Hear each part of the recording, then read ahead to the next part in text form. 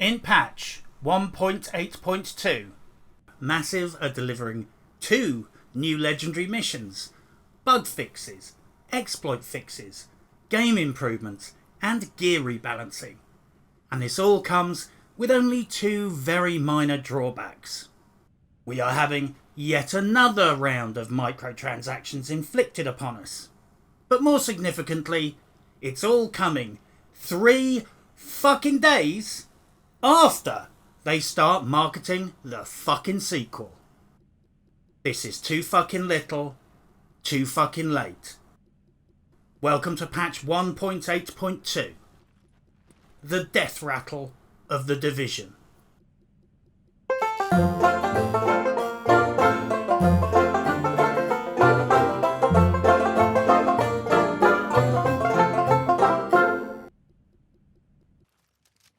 Out of a sense of unbridled nostalgia, I decided to do a more traditional news dump this month, with a little State of the Game remix video for those of you who didn't have the extensive fucking fortitude required to sit through the original State of the Game yourselves. I won't lie to you guys, it's become increasingly difficult to make news dumps as the game fades away. Weeks at a time pass without anything newsworthy being announced on State of the Game. Shit, sometimes weeks pass without there even being a State of the Game. If this week's State of the Game could be summed up in a word, that word would be publicity.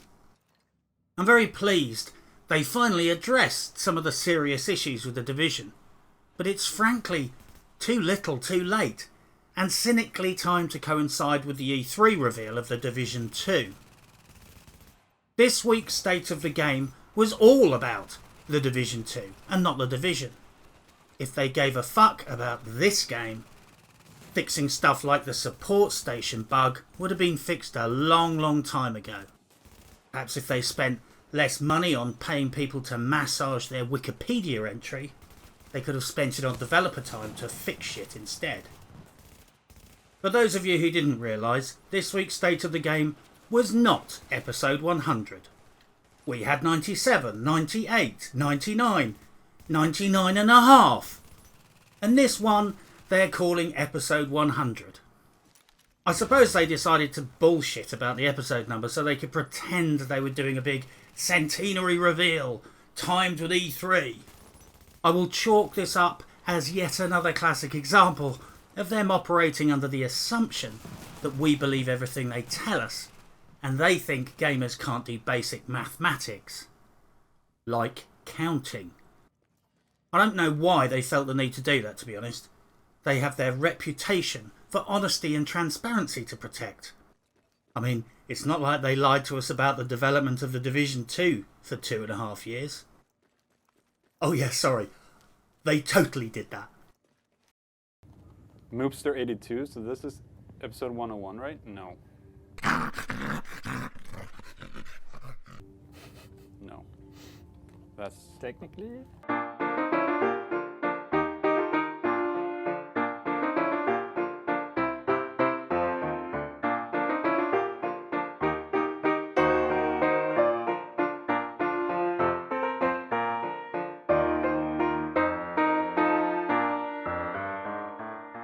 Hello everyone, welcome to State of the Game. I'm hoping I'm looking into the right camera actually. Episode 100. Officially. Yay! Good job, us. Well done. My name is Petter. This guy is Yannick.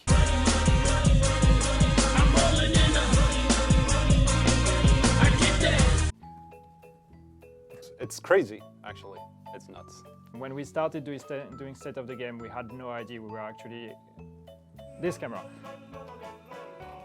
Ah, one camera is broken. Is that still the sound, right?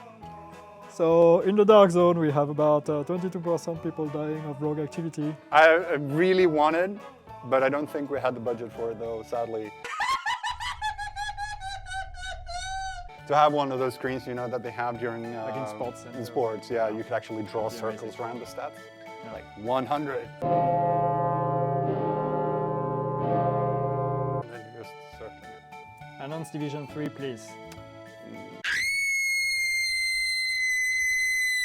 The Ubisoft conference kicks off on Monday, June 11th at 1 p.m. Pacific time. See, I can't do math. I'm not like you, Yannick. Yeah. And totally camera confused. We haven't even revealed 2 and I confirmed 3. I'm way, I'm totally like ahead of the game. Update 1.8.2 is coming next Thursday, June 14th. During E3. So we thought, what the hell, why not? Shields will be a feature in update 1.8.2. We won't be talking about those today. You will find out more about them during E3. So stay tuned for that as well. It's going to be super exciting. The new legendary missions. Yes. General Assembly. You have General Assembly, and then you get Madison Field Hospital. Yes. Right, it's super. Which is, super I'm confusing. really, really curious because like I would really want to know when was the last time that any of you actually played. It's been a while. Like, do you even remember what it's like? 9 months ago. See, that's what I was expecting more. A couple of more things in update 1.8.2. We actually have 4 cards today. That's true. You remember when you had stuff sticking out? Yeah. One thing that we'll be adding a reactivation cache. There's a whole bunch of caches that will be available for 3 weeks. They will include 3 full 4-piece gear score 256 gear sets, non-classified. Just make sure to remember that. A full striker, a full defense, and a full firecrest set. So you can just jump in straight away, get up to World Tier 5.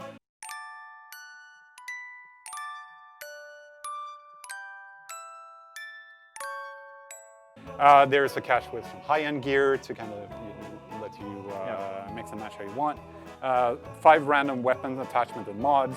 1 cache with some random weapons, 1 pistol, 1 SMG, 1 marksman, 1 shotgun, 1 assault rifle. And for the rest of you, either just leave them on the reward claim vendor or deconstruct them, get some stuff. And 500 div tech, 2,000 Phoenix credits, and 3 cipher keys. Also with the update, a new encrypted cache Mark IV is coming.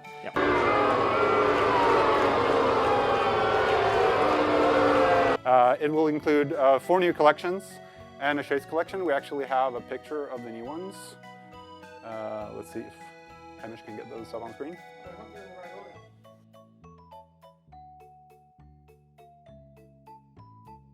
Due to a lot of demand for this,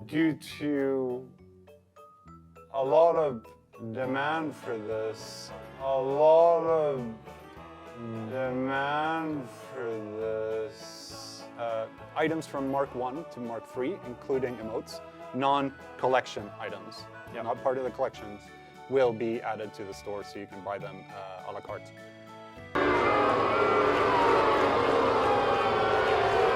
For the classified 6-piece bonus for Path of the Nomad, it's now a 50% chance to have no cooldown for Path of the Nomad when playing solo.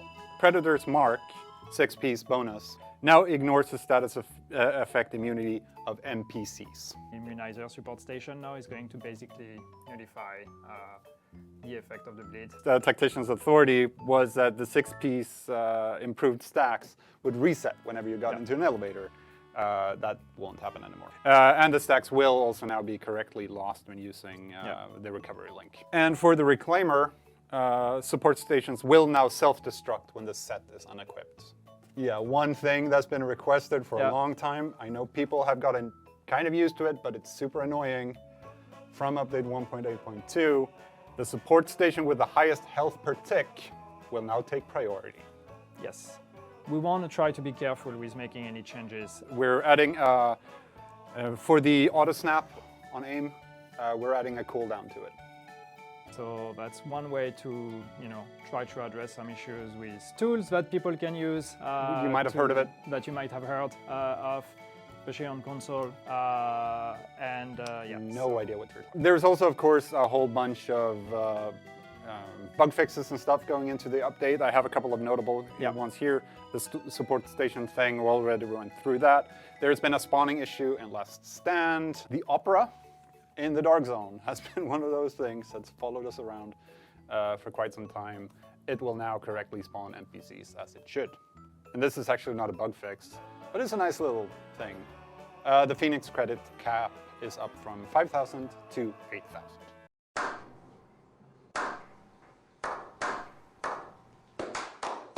And we won't be here to make sure everything's fine. No. So, yes? Why are you looking at me? Not again. Not again. Not again, it's all right. It's okay. This is State of the Game 100.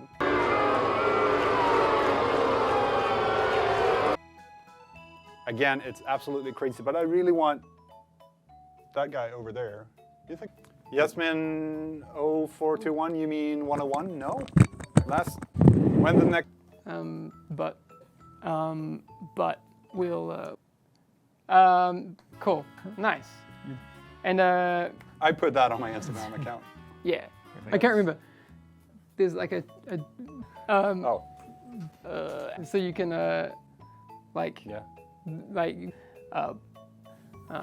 fact that we've been able to do something like this is because we've been allowed to. It's a bold proposition, right? Yeah.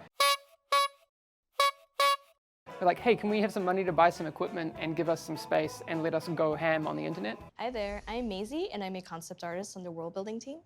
And today we're going to be talking a little about Noxus. It's a patch and DLC roadmap.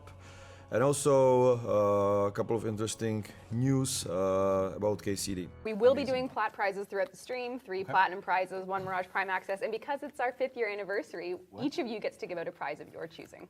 Like, that's basically what it's been. Yeah, it wasn't a given at first when we started, pitching for this kind And of I things. understand why, because it puts a lot of responsibility on us to not fuck it up.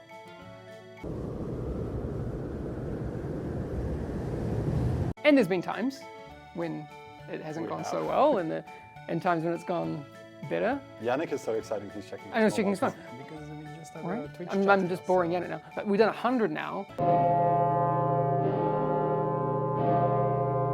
And we've got the Division 2 just around the corner. The intention was always to be like, we'll do some and then it'll peter out. How do I do the YouTube? I'm lying to everyone. Calidor asks if they can rent your hair for special occasions. Should people be watching our channel during E3? That was a question from someone. Yes. And there's obviously some things that have not gone great, but It's almost as if we're preparing for a sequel or something. It's crazy. What?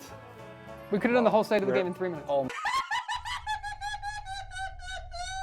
We do have, of course, some community content just want to show real quick. So we got this postcard, I guess we could call it, from Elite Gaming. Yes, Yes. we did. Yes. With this champagne. So nice. Mab, who will be with us at E3? There is one last thing to do. Do you want to do it? All right. Oh. So, first step, hit the end button. Second step, fade out the microphones when Peter says go. Okay. Okay. So are we?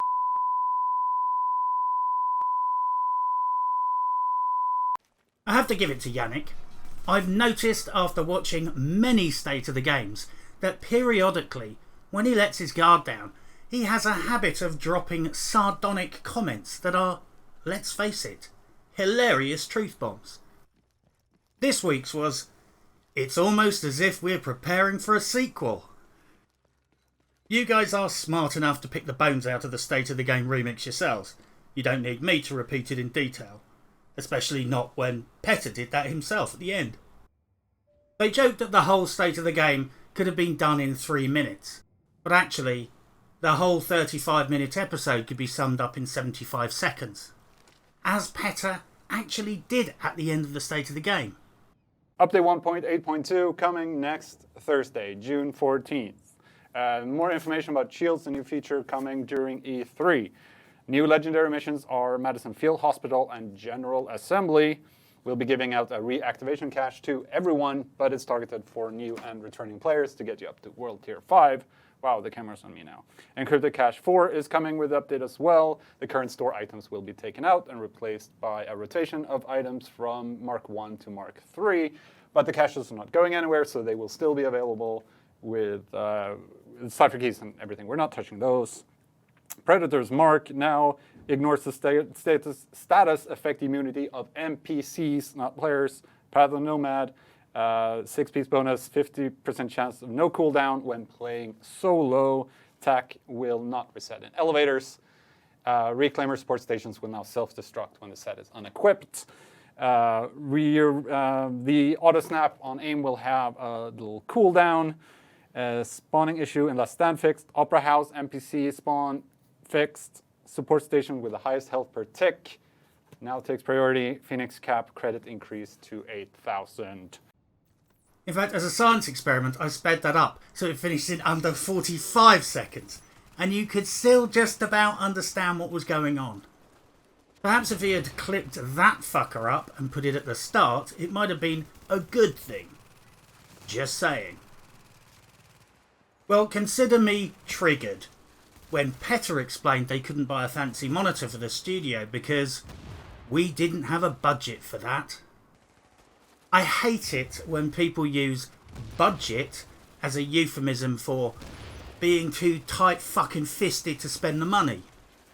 Didn't have a budget is modern speak for, nah, we ain't going to pay for that. It's like walking past a freezing beggar on Christmas Eve and saying, I'd love to give you some money, but I don't have a budget for that. Don't get me wrong, I've got money in my pocket, just no budget. It's not like I've just decided to let you freeze in the cold. I just don't have a budget in place to help you from freezing to death. Even with the long development and high production costs, this game has the budget to invade a third world country or send multiple people into space. Don't use budget as shorthand for tight-fisted. Ubisoft is now rolling in cash. It has enough money to spend millions on E3 to promote the sequel that we're all going to have to pay for. But it doesn't have some money for some AV gear for the state of the game room. Go and check out what Warframe managed to do with a fraction of the resources that Ubisoft has at their disposal. Seriously, that's a free to fucking play game, and their update shows look like the fucking Academy Awards by comparison. I think this serves as a metaphor for the Division. Shit didn't get fixed because they didn't have a budget. They have tons of fucking money and resources, but this game will come to an end still broken because they didn't have the budget. Because they took the money and ran.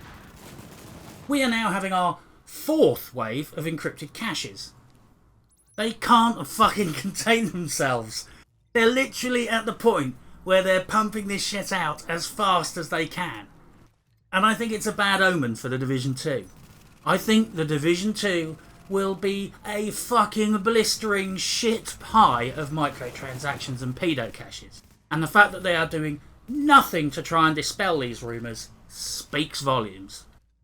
We're now getting new pedo caches and microtransactions almost as fast as we're getting new legendary missions. Apparently, because of the demand for it. Because, you know, when you go on the forums and the subreddit, you're always swimming knee deep in posts about fucking reissuing fucking microtransactions. Not people screaming about anti-cheat, crap servers, delta errors and game exploits. Oh no. According to PETA, they are re-optimising the items in the pedo vendor because of the overbearing, crushing weight of popular demand. Shame other stuff doesn't get fixed because of popular demand. The well overdue fix for the Kronos Max is amusing. Break everyone's shotgun on console to neutralise Kronos Max.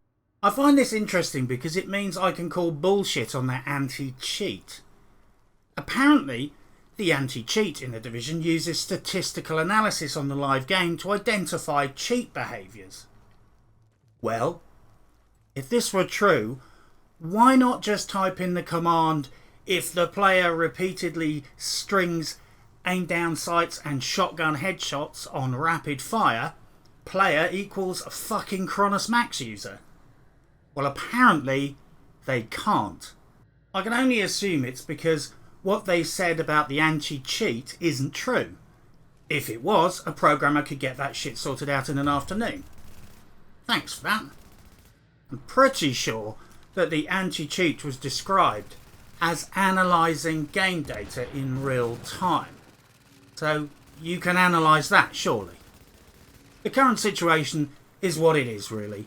They're desperately trying to fix some stuff just in time for the Division 2 sales warm-up. They have our money for the Division 1. This is all about getting our money for the Division 2. In-game, there's a general feeling of malaise. The global events are running with consistent Day 1 Delta holocausts. The tactics seem to be, start the global event, watch how badly the servers collapse, and then at some point during Delta-geddon, go and hire the extra server capacity, and when the PayPal payment for $32 is cleared, the servers come back up online. The general feeling in the community towards the Division 2 seems to be anxiety. Some people are worried that it's just going to be a reset of the Matrix. Some people are worried that the stuff that has finally been done right in the Division 1 might not persist into the Division 2, like survival mode and underground. A lot of people feel like the Division 1 has been a giant beta test, and it's all about to happen all over again for the princely sum of $120. Rogue 29 seems to be keeping a lot of PvPers motivated by giving them a new creative outlet, and I think it's a brilliant and creative spin on the game. I would say though that the painful dick punch of the irony is not lost on me as a PvE player.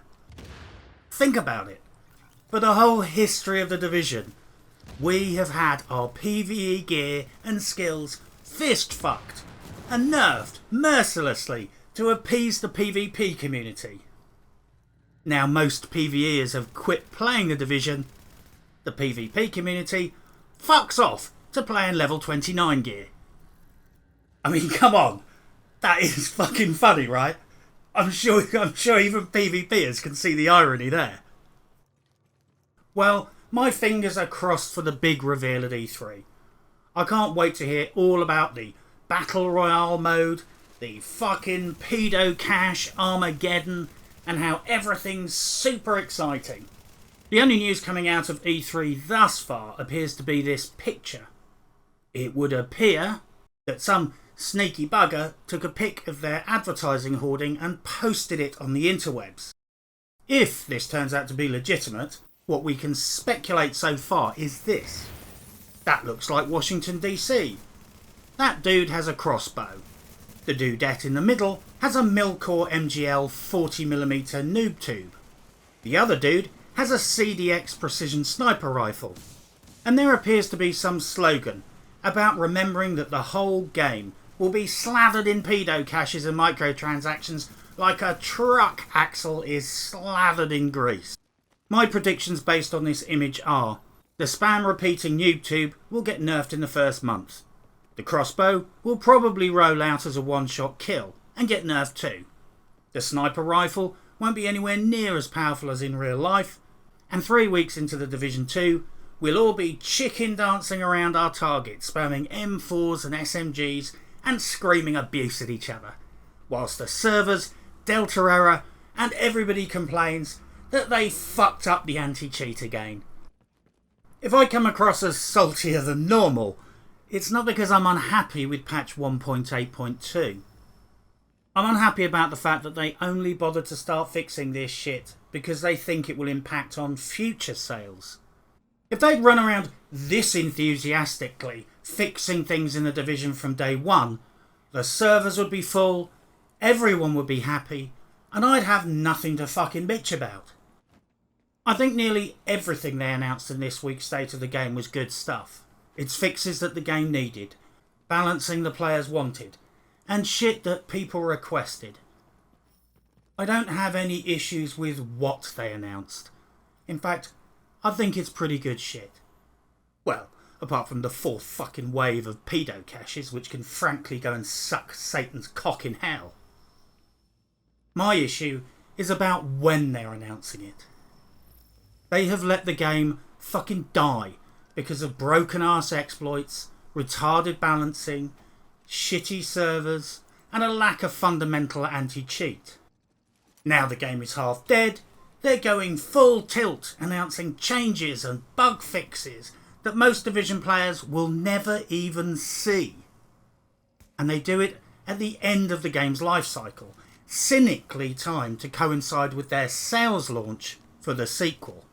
It's kind of tragic, and at the same time insulting, that they assume most players won't see through this bullshit. This week's announcements are all about bragging rights for E3 and publicity for the Division 2. It's just offensive to the players. Players are smart enough to see through this shit.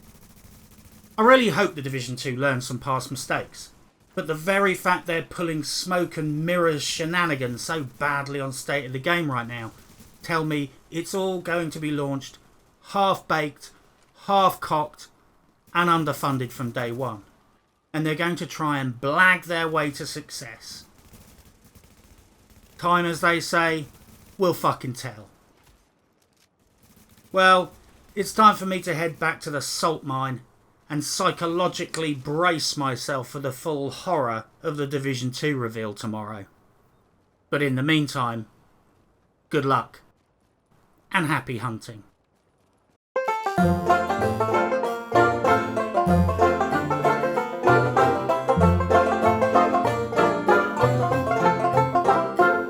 Oh, come on! Everyone else is doing childish Gambino memes. Why can't I?